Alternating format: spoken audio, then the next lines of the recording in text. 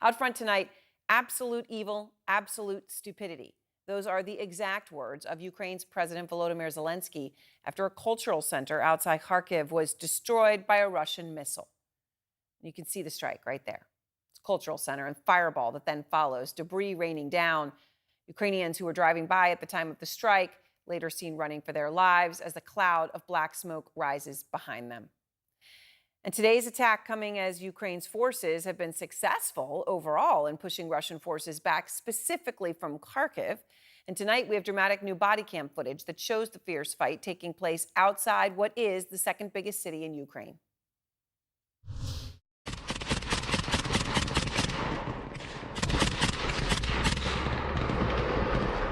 Выходим, за машину!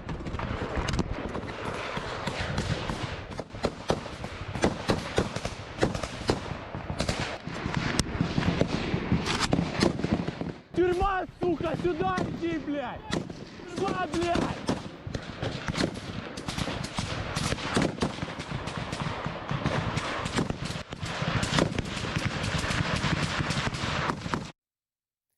Those bruising battles that Russia continues to lose is partly why some of Putin's top commanders have been fired, relieved of duty because they're considered to have, quote, performed poorly during the initial stages of the unprovoked invasion. An invasion that failed to capture Kyiv and has gone downhill in many areas from there.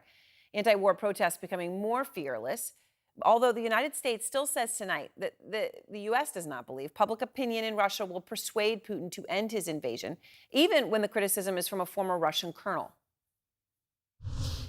I must say, let's not drink information tranquilizers, because sometimes information is spread about hearing some moral or psychological breakdown of Ukraine's armed forces, as if they are nearing a crisis of morale or a fracture.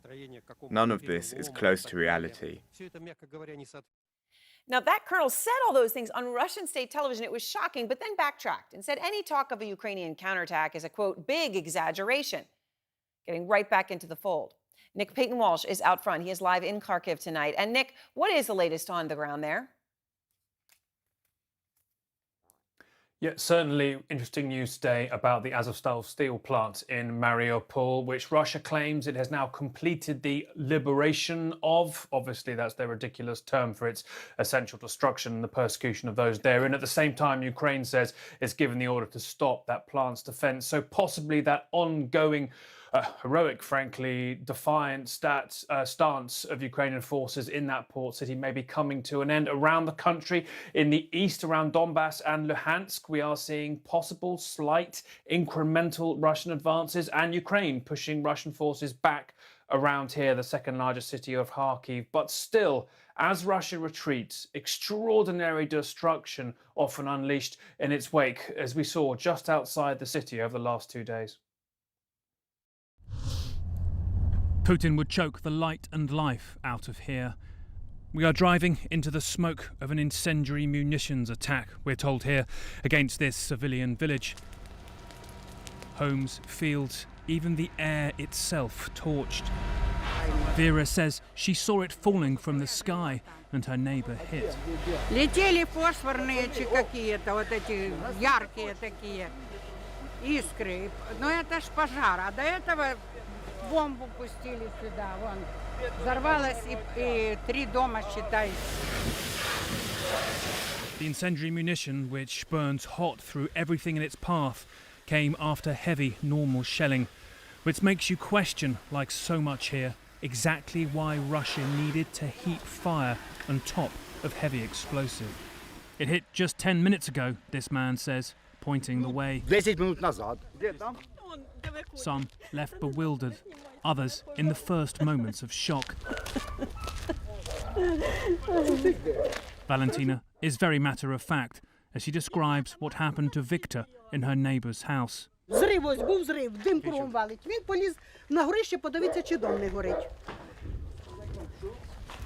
Тут такий повторний зрив, ось тут у дворі. Я шукаю Вітя, Вітя немає. Я прибігаю в двір, немає його. Я на горищі вилажу, його нету.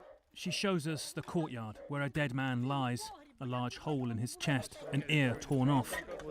She points to the body just behind the tree and then says who he is. Це мій муж.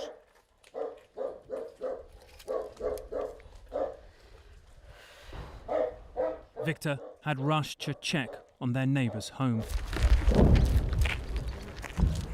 Russia occupied here for weeks, and as it retreats, these tiny corners of green are where it visits its anger. Up the road, towards Russia's last positions before the border, the shells land even closer.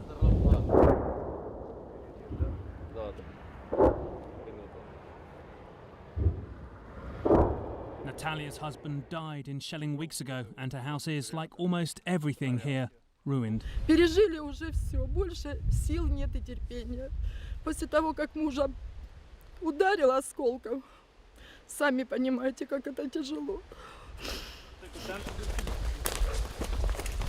For the weeks when here was occupied, she lived across the street from an enormous Russian base. Our guides from Ukrainian Rapid Response Unit are cautious. Fighting is intensifying up the road, and they know the Russians got comfortable here. Their base even needed this aircraft warning device up high to tell Russian jets it was friendly. This is their problem each time they move forward. Here they are in what was once a Russian position, and look all around you. Impossible to know who's really in control of this area, with a fight happening just on the other side of the hill. The smell of corpses among the pines. Under every footstep, the threat of mines. Everywhere you look, foxholes, ammunition boxes, clearly a significant Russian base here. They're calling it a little town, using this forest as cover, but clearly hit really hard.